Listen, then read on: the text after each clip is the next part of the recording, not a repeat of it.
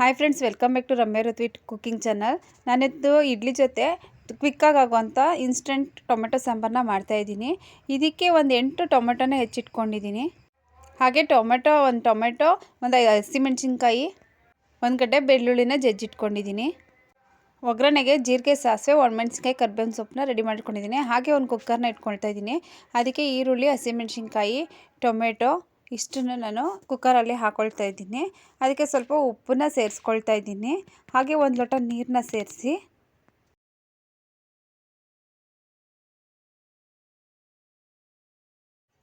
ಸ್ವಲ್ಪ ಅರಿಶಿನ ಪುಡಿನ ಸೇರಿಸಿ ಗ್ಯಾಸ್ ಸ್ಟವ್ನ ಹಚ್ಚಿ ಕುಕ್ಕರ್ನ ಇಟ್ಕೊಂಡು ಅದನ್ನು 1-2 ವಿಷಲ್ ಕೂಗಿಸ್ಕೊಳ್ತೀನಿ.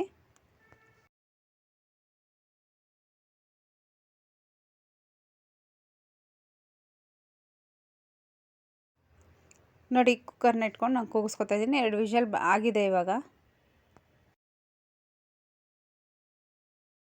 ಟೊಮೆಟೊ ಎಲ್ಲ ಸಾಫ್ಟಾಗಿ ಸ್ಮ್ಯಾಶ್ ಆಗೋಷ್ಟು ಬೆಂದಿದೆ.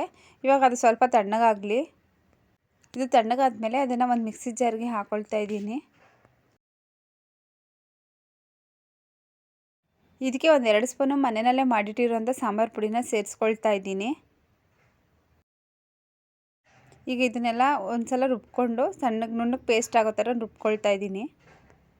ಹಾಗೆ ಗ್ಯಾಸ್ ಸ್ಟವ್ನ ಹಚ್ಚಿ ಒಂದು ಬಾಣಲೆನ ಬಿಸಿಗೆ ಇಟ್ಕೊಂಡಿದ್ದೀನಿ.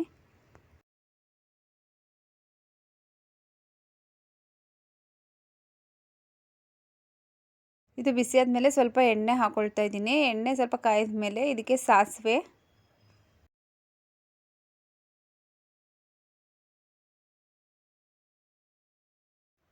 ಸಿಡ್ದಾದ್ಮೇಲೆ ಒಣಮೆಣ್ಸಿನ್ಕಾಯಿ, ಬೆಳ್ಳುಳ್ಳಿ, ಕರ್ಬೇವಿನ ಸೊಪ್ಪನ್ನ ಇಟ್ಕೊಂಡಿದ್ನಲ್ಲ ಅದನ್ನು ಹಾಕ್ಕೊಳ್ತಾ ಇದ್ದೀನಿ.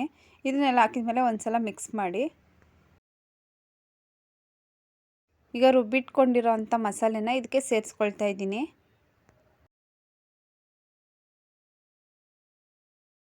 ಈಗ ಇದನ್ನೆಲ್ಲ ಒಂದು ಸಲ ಹಾಗೆ ನಾನು ಮಿಕ್ಸ್ ಮಾಡ್ಕೊಳ್ತಾ ಇದ್ದೀನಿ, ಒಗ್ಗರಣೆ ಜೊತೆ ಮಿಕ್ಸ್ ಆಗೋ ಥರ.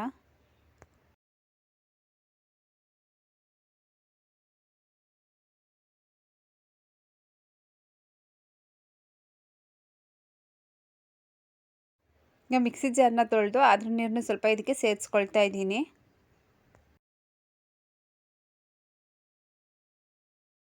ಈ ಸಾಂಬಾರು ಸ್ವಲ್ಪ ಗಟ್ಟಿನೇ ಇರಬೇಕು, ಆದ್ದರಿಂದ ಇದನ್ನು ಸ್ವಲ್ಪ ಗಟ್ಟಿಯಾಗೆ ಮಾಡ್ಕೊಳ್ತಾ ಇದ್ದೀನಿ.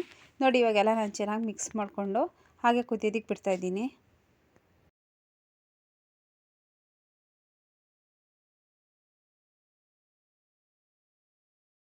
ಈಗ ಇದಕ್ಕೆ ಸ್ವಲ್ಪ ಉಪ್ಪನ್ನ ಸೇರಿಸಿ ಒಂದು ಸಲ ಮಿಕ್ಸ್ ಮಾಡಿ ಕುದಿಸ್ತಾ ಇದ್ದೀನಿ. ಇವಾಗ ತುಂಬ ಟೇಸ್ಟಿಯಾಗಿ, ಸ್ಪೈಸಿಯಾಗಿ ತುಂಬ ಚೆನ್ನಾಗಿರುತ್ತೆ. ಇದು ಇಡ್ಲಿ ಜೊತೆ ಕಾಂಬಿನೇಷನ್ ಅಂತೂ ತುಂಬ ಟೇಸ್ಟಿಯಾಗಿರುತ್ತೆ.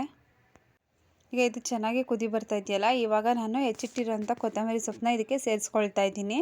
ಹಾಗೆ ಸೇರಿಸಿದಾದ್ಮೇಲೆ ಚೆನ್ನಾಗಿ ಒಂದು ಸಲ ಮಿಕ್ಸ್ ಮಾಡಿ ಕುದಿಸ್ಕೊಳ್ತಾ ಇದ್ದೀನಿ.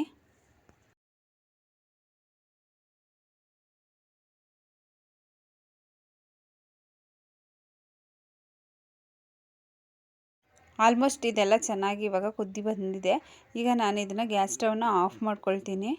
ಸಾಂಬಾರು ರೆಡಿಯಾಗಿದೆ. ಕಲರ್ ನೋಡಿ ಯಾವ ಥರ ಕಾಣಿಸ್ತಾ ಇದೆ ಅಂತ. ಈಗ ಬಿಸಿ ಬಿಸಿ ಇಡ್ಲಿ ಜೊತೆ ಇವಾಗ ಸಾಂಬಾರು ರೆಡಿಯಾಗಿದೆ. ನೀವು ಈ ಥರ ಬೌಲ್ನಲ್ಲಿ ಬೇಕಾದ್ರೂ ಇಟ್ಕೊಂಡು ತಿನ್ಬೋದು. ಇಲ್ಲಾಂದರೆ ಹಾಗೆ 2 ಇಡ್ಲಿನ ಪ್ಲೇಟಲ್ಲಿ ಹಾಕ್ಕೊಂಡು ಅದ್ರ ಮೇಲೆ ಸಾಂಬಾರನ್ನ ಫುಲ್ ಡಿಪ್ಪಿಂಗ್ ಮಾಡ್ಕೊಂಡು ಬೇಕಾದರೂ ತಿನ್ಬೋದು. ತುಂಬ ಟೇಸ್ಟಿಯಾಗಿರುತ್ತೆ. ಬಿಸಿ ಬಿಸಿ ಇಡ್ಲಿ ಜೊತೆ ತಿನ್ನಿ, ಚೆನ್ನಾಗಿರುತ್ತೆ. ನೋಡಿ, ತುಂಬ ಸಿಂಪಲ್ಲಾಗಿ ತುಂಬ ಟೇಸ್ಟಿಯಾಗಿ ಮಾಡಿದ್ದೀನಿ ಟೊಮೆಟೊ ಸಾಂಬಾರನ್ನ. ನೀವು ಟ್ರೈ ಮಾಡಿ. ಹೇಗೆ ಬಂದಿದೆ ಅಂತ ನೀವು ಕಮೆಂಟ್ ಮಾಡಿ ನನಗೆ ತಿಳಿಸಿ. ಚಾನಲ್ನ ಶೇರ್ ಆ್ಯಂಡ್ ಸಬ್ಸ್ಕ್ರೈಬ್ ಮಾಡಿ. Keep watching. Thank you friends.